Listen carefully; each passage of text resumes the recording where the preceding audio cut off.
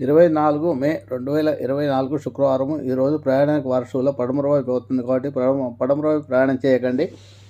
ఏదైనా పనులుంటే వాయిదా వేసుకోండి. ముఖ్యంగా మీకు ఈరోజు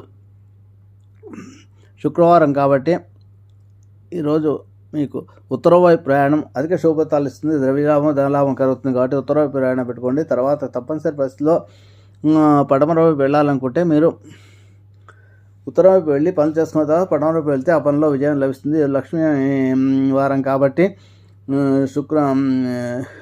లక్ష్మీ అష్టోత్తర సూత్రం కనకాష్టోత్తరం పారాయణ చేసుకొని వెళ్ళండి. పనుల్లో విజయం లభిస్తుంది. మృత్యుంజయ మహామంత్రం జపం చేసుకోవడం వల్ల లిక్విడ్ గ్యాస్ ఎప్పుడూ చేతిలో ఉంటుంది.